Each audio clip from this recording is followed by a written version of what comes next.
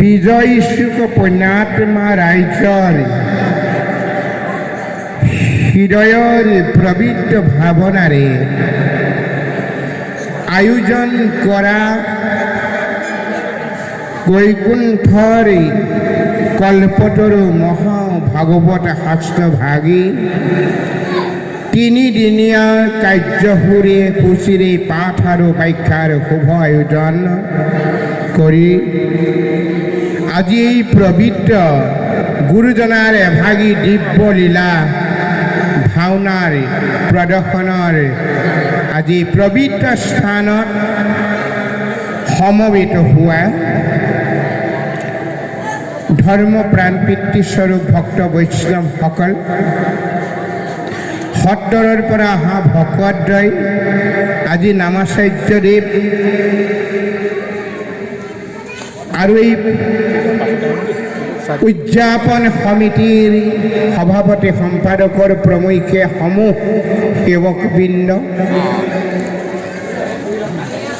আৰু আজি এই পবিত্ৰ প্ৰভুৰ দিব্য লীলা ভাওনাৰ ভাগিত অংশগ্ৰহণ কৰি ভাওনাৰ ভাগিৰি শুভ সম্পাদন কৰিবলৈ অগ্ৰসৰ হোৱা নাটক পৰিচালকসকল, গায়ন বায়নসকল, অভিনয় কৰিবলৈ অগ্ৰসৰ হোৱা শিল্পীবৃন্দ, প্ৰেম আৰু কৰুণাৰ প্ৰতিমূৰ্তিৰ গংগাৰ সদৃশ মাতৃস্থানীয় আইসকল, ধৰ্ম জগতৰ আশা ভৰসাৰ স্থলস্বৰূপ উদীয়মান যুৱক যুৱতীসকল, দেশৰ ভৱিষ্য বাৰ্তাবাহক কণ কণ দেৱ শিশুসকল, জয় জয়তে আমি সকলোলৈকে নৰৰূপী নাৰায়ণ পবিত্ৰ আত্মালৈ আমি শ্ৰদ্ধা ভক্তি সেৱা আগবঢ়াইছোঁ। আপোনালোকে যেন গ্ৰহণ কৰি বিজয় শুক পুণ্যাত্মা ৰাইজৰ অপ্ৰান্তৰ চেষ্টাৰ ফলত আজি দ্বিতীয় দিৱসৰ কাৰ্যসূচীৰ অন্তত আজি যিভাগ প্ৰভুৰ দিব্য লীলা ভাওনাৰ ইয়াত মঞ্চস্থ কৰিবৰ কাৰণে অগ্ৰসৰ হৈছে, তাত এই ভাওনাৰ ভাগি উদ্বোধনী বুলি আমাক দায়িত্ব অৰ্পণ কৰিছে। আমি আপোনালোকক 3 দিনৰ যোৰা ভাগৱত পাঠ ব্যাখ্যাৰ মাজেদি আপোনালোকে বহু শ্ৰৱণ কৰাৰ পিছত আৰু এতিয়া আৰু কিবা শুনিবৰ কিবা যে ভাৱনা আছে মই নাভাবোঁ। ৰাইজে বাট চাই আছে যে কেতিয়া গায়ন বায়ন আৰম্ভ কৰিব, কেতিয়া ভাও আহি মাৰ মাজত ওলাব। সেই সময়ত মই আৰু কিবা কৈ ৰাইজক আনন্দ দিবৰ বিচৰা নাই যদিও বা আপোনালোকৰ আশীৰ্বাদ, উদ্যোক্তাসকলৰ সদিচ্ছা আমি শিৰত লৈ অকণমান ভাওনাৰ বিষয়ে চমুকৈ আলোচনা কৰিবৰ কাৰণে আগবাঢ়িছোঁ। ইয়াতেই ভুল কুটি ৰোৱাটো স্বাভাৱিক। সাধুনাম ক্ষমাহি ভূষণম, সাধুসকলৰ ক্ষমাহি ভূষণ। জয় কি নহওক, এই ভাওনাৰ ভাগ আজি অসমৰ প্ৰান্তে প্ৰান্তে ভাওনাৰ প্ৰদৰ্শন হৈ আহিছে। মহাপুৰুষ গুৰুজনা অৱতাৰ গ্ৰহণ কৰি, গুৰুজনাই কেতিয়া প্ৰভু অৱতাৰ গ্ৰহণ কৰে? यदा यदा हि धर्मस्य ग्लानि भवति भारत अद्भुतस्थानमधर्मस्य तदात्मानं सृजाम्यहं परित्राणाय साधूनां विनाशाय दुष्कृतां धर्म संस्थापनार्थाय संभवामि युगे युगे। যেতিয়া পৃথিৱীত অন্যায় অত্যাচাৰ অনাচাৰ ব্যভিচাৰ ঠগ প্ৰবঞ্চনাই চাৰিওদিশ বেৰি পৰে, যেতিয়া ধৰ্মত গ্লানি হয়, অধৰ্মৰ প্ৰাদুৰ্ভাৱ বেছি হয়, তেতিয়া ভগৱন্তই কি কৰে? সন্ত সাধুসকলৰ মনত কষ্ট আহে, যেতিয়া ধৰ্মৰ গ্লানি হয়, অধৰ্মৰ প্ৰাদুৰ্ভাৱ বেছি হয়, দুষ্ট লোকৰ হুংকাৰত ভক্ত বৈষ্ণৱৰ বুকুৰ মাজত আঘাতপ্ৰাপ্ত হয়, তেতিয়া ভকতৰ দুখ সহ্য কৰিব নোৱাৰি প্ৰভু যুগে যুগে অৱতাৰ গ্ৰহণ কৰে। অৱতাৰ গ্ৰহণ কৰি কি কৰে? সন্ত সাধুসকলক পৰিত্ৰাণ কৰি দুষ্টক বিনাশ কৰি ধৰ্মক পুনৰ সংস্থাপন কৰিবৰ নিমিত্তে যুগে যুগে ভগৱান অৱতাৰ গ্ৰহণ কৰি আহিছে। সেইধৰণে কলিযুগ আৰম্ভ হোৱাৰ পিছতেই নানান ধৰণৰ শ্ৰীকৃষ্ণ বৈকুণ্ঠ প্ৰয়াণৰ পিছৰ পৰাই লাহে লাহে জগতত নানান অশান্তিৰে ভৰি পৰিলে। সাধু সন্ত মহন্তৰ বুকুৰ মাজত দুখেৰে ভৰি পৰিল। তেতিয়া ভগৱন্তই এক প্ৰতিনিধি স্বৰূপ গুৰুজনাক আমাৰ মাজলৈ পঠাই দিলে আৰু এই মহাপুৰুষ গুৰুজনাৰ প্ৰভুৰ পৰম শক্তিৰ অৱতাৰ গ্ৰহণ কৰি কেনেকৈ মানৱ সকলক হৃদয়ৰ মাজত ঈশ্বৰীয় ভাৱনা জাগৰণ কৰিব, সেয়েহে গুৰুজনাই বহুত চিন্তা কৰি বহুত কৌশলৰ মাজেদি তেওঁ কি কৰিলে? ভাওনাৰ তেওঁ ভাবিলে যে অকল নাম কীৰ্তনৰ দ্বাৰাই, অকল গীত মাতৰ দ্বাৰাই জগতক পৰিৱৰ্তন কৰা অতি কঠিন হৈ পৰিব। গতিকে আমি যদি অভিনয়ৰ যোগেদি প্ৰভুৰ লীলা চৰিত্ৰ প্ৰদৰ্শন কৰাৰ ভাৱনাৰ জৰিয়তে যদি আমি ধৰ্মৰ প্ৰচাৰ কৰা এক আমাৰ সৌভাগ্য আহিব। সেয়েহে মহাপুৰুষ গুৰুজনাই প্ৰথম চিহ্ন যাত্ৰা ভাওনাৰ আৰম্ভ কৰিছিল। চিহ্ন যাত্ৰাৰ ভাওনাৰ পিছতে তেওঁ কেইবাখনিও নাটক এভাগে মঞ্চস্থ কৰিলে। এই ভাওনা যে পতা হয়, আমি বহলকৈ ক'ব বিচৰা নাই, চমু কৰিব বিচাৰিছোঁ। ভাওনা যে পতা হয়, ভাওনা কেৱল পোচাক পৰিধান কৰি গায়ন বায়নে এটা সমাজকে দেখুৱাৰ ব্যৱস্থা নহয়। এইটো সম্পূৰ্ণ আধ্যাত্মিক তত্ত্বৰে পৰিপূৰক হিচাপে গুৰুজনাই সম্পূৰ্ণ নিয়মাৱলীৰ মাজেদি এই ভাওনা বস্তুভাগ প্ৰকাশ কৰিছে। এতিয়া আমাৰ সন্মুখত অগ্নিগড় দেখা হৈছে, 9বিধ প্ৰদীপ আছে। প্ৰথম গুৰুজনাই 9বিধ ভক্তিৰ মাজেদি ভাওনাৰ যোগেদি কেনেকৈ ভক্তি সাধন হয় সেই ব্যৱস্থাখিনি গুৰুজনাই দেখুৱাই গৈছে। আই মাটি বস্তৱাহি আৰু ভৈলা নৱবিধ ভক্তিয়ে অগ্নিগড় কৰি থৈলা।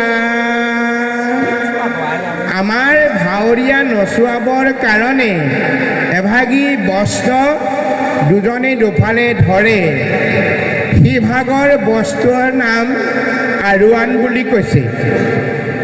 সেই বস্তুভাগ ভাৱৰীয়াক এক আৱৰণৰ মাজেদি আনি সমাজৰ মাজলৈ তত্ত্বৰ মাজেদি আনি মুকলি কৰি দিয়া এটা আৱৰণৰ মাজেদি সেই বস্তুভাগ তাত্ত্বিক দিশ হয়।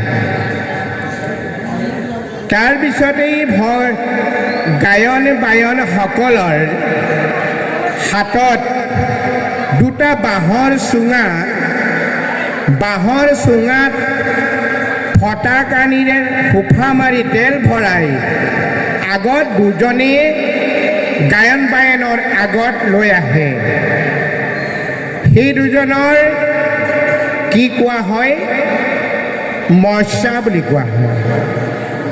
চুঙাত তেল ভৰাই ফটা কানিৰে জ্বলাই আগতে অহা, আৰু সেই দুজনে কিয় আহে আগত? চুঙাত ভূটা জ্বলাই তেওঁলোকৰ কাম কি? তেওঁলোকৰ গুৰুজনাৰ তাত্ত্বিক অৰ্থত কৈছে তেওঁলোকে প্ৰথমে ৰভা ঘৰখন শুদ্ধ কৰে। তেওঁলোকে প্ৰথমে ৰভা ঘৰখন শুদ্ধ কৰে। তাৰপিছতে কি হয়? গায়ন বায়ন লাহেকৈ আগমন হয়। গায়নৰো ভাগ আছে। ইয়াৰ ভাগ কেইবাভাগও ৰাখে। কিছুমানে কি ৰাখে? 7জন গায়ন 7জন বায়ন, ক'ৰবাত 6জন, ক'ৰবাত 6জন গায়ন 6জন বায়ন এনেকৈও ৰাখে। গতিকে গায়ন বায়নসকলে সভাতে প্ৰৱেশ কৰি প্ৰথমে তেওঁলোকে গায়ন আৰম্ভ নকৰে। গায়ন আৰম্ভ কৰাৰ আগতে তেওঁলোকে ৰভা ঘৰখন ঘূৰে। ঘূৰাৰো এটা তাত্ত্বিক অৰ্থ হৈছে যে তেওঁ সপ্ত বৈকুণ্ঠৰ পথ অংকিত কৰিহে লাহেকৈ গায়ন বায়ন আৰম্ভ কৰে।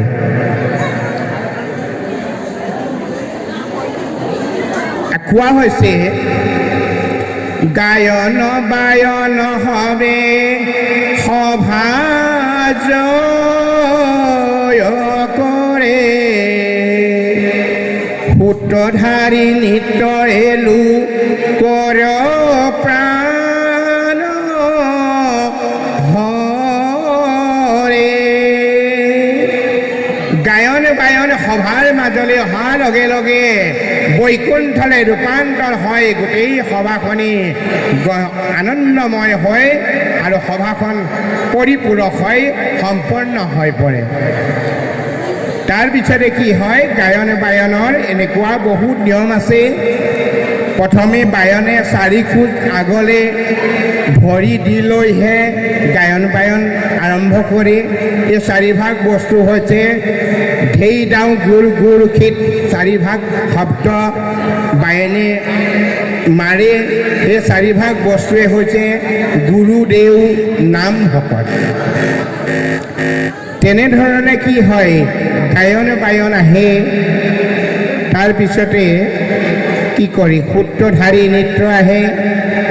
সূত্ৰধাৰী নৃত্যৰ মাজেদিয়ে ৰাইজে সমস্ত ৰাইজে সূত্ৰভাগ অহাৰ লগে লগে গোটেই ভাওনাখনৰ বিষয়বস্তুখিনি ৰাইজৰ উপলব্ধি হয়, জানিব পাৰে যে ভাওনাখনৰ সম্পূৰ্ণ বিষয়বস্তু।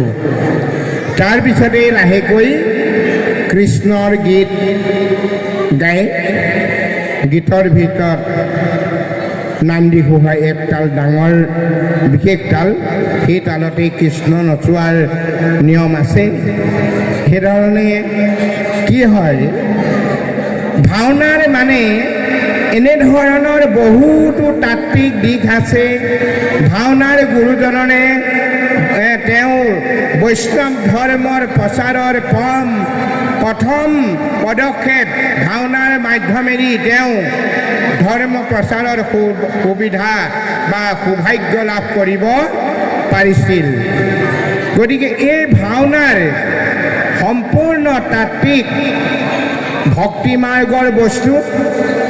গতিকে লৈ ভাওনাৰ সেয়েহে অভিনয় সম্পূৰ্ণ ভাওনাৰ সেইধৰণে ৰসো আছে, অষ্টৰস আছে। সেইধৰণে ভাৱৰীয়াসকলে প্ৰতিজনে অষ্টৰসৰ ভাগে ভাগে ৰস প্ৰকাশ কৰে। এয়েহে মানে ভাওনাৰ গুৰুজনাই আমাৰ মাজত ৰাখি থৈ গৈছে। এই ভাওনাৰ এজন নামাচাৰ্যই নাম গাই যিমানে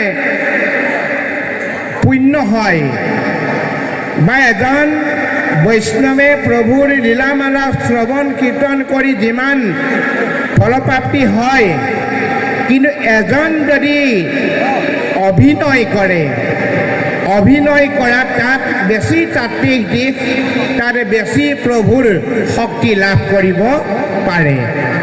এজন নামাচাৰ্যতকৈ পাঠাচাৰ্য বা লীলামালা শ্ৰৱণ কীৰ্তন কৰাতকৈ এজন ভাৱৰীয়াই ভাও প্ৰদৰ্শন কৰি প্ৰভুৰ ওচৰত বিশেষ সান্নিধ্য স্থাপন কৰাত উপকৃত হ'ব পাৰে। ভাওনাৰ ইমান শক্তি। আমাৰ কোৱা হয় 7টা বসবাহৰ যি ফল পায়, এটা ভাওনা কৰিলে সেইটো ফল প্ৰাপ্তি হয়। তেনেহেন গুৰুজনাৰ অপূৰ্ব সৃষ্টি এই পবিত্ৰ ভাওনাৰ মাজেদি আজি গোটেই জগত মোহিত কৰিব পাৰে। তেনেহেন পবিত্ৰ ভাওনাৰ কিছু কাৰণত ভাৱৰ দুৰ্বলতা হৈও ভাওনাৰ কিছু বিকৃত হৈছে। গতিকে ভাওনাত আমি জানো সকলোৱে আধ্যাত্মিক ভক্তিৰ মাজেদি ভাওনা ভাগ যিসকল দৰ্শকসকলেও ভাওনাত মায়াৰ দৃষ্টি নল'ব, ভক্তিৰ ভাৱনা ৰাখি ভাওনাত দৰ্শন কৰিব। আৰু ভাওনাত চলি থকা অৱস্থাত যদি ভাওনাক গুৰুত্ব নিদি অন্য কথা বাৰ্তা পাতি আলাপ কৰি সময় ভাওনাত যদি মন নিদিয়ে, তেতিয়াও আকৌ দুখ হয়। এইবোৰ নাম অপৰাধত যেনেকৈ নাম গাওঁতে অন্য মনস্থ হৈ থাকে, সেইধৰণে ভাওনা অভিনয় কৰি থকা অৱস্থাত যদি ভাওনা ভাগত গুৰুত্ব নিদি নিজস্ব ঘৰুৱা কথা পাতি থাকে, তেতিয়াও আকৌ ভাওনাত অপৰাধ হয়। গতিকে ভাৱৰীয়া গায়ন বায়নসকলেতো ভাওনাত সম্পূৰ্ণ গুৰুত্ব দিবই। আমাৰ দৰ্শকসকলেও সেইধৰণে ভাওনাত সম্পূৰ্ণ ভক্তিৰ ভাৱৰ দ্বাৰাই ভাওনা দৰ্শন কৰিলে আপোনালোকৰ জীৱন কৃতাৰ্থ হ'ব, সাৰ্থক হ'ব আৰু প্ৰভু আপোনালোকৰ প্ৰতি প্ৰসন্ন হ'ব। এনেধৰণে বহু ভাওনাৰ ওপৰত বিস্তৃত কথা আছে। আমি আপোনালোকক বহল কৰিবলৈ বিচৰা নাই। আপোনালোকে ইতিমধ্যে ভাওনা চোৱাৰ যি ভাৱনা, তাৰ মাজত আমি কিবা বক্তব্য ৰাখি সময় পাৰ কৰিব বিচৰা নাই। গতিকে আমাক এই সুবিধাকণ এষাৰ ক'বলৈ দিয়াত আমি উদ্যোক্তাসকলক ধন্যবাদ জনাইছোঁ। বিজয় চুক সমস্ত ৰাইজলৈ ধন্যবাদ জনাইছোঁ।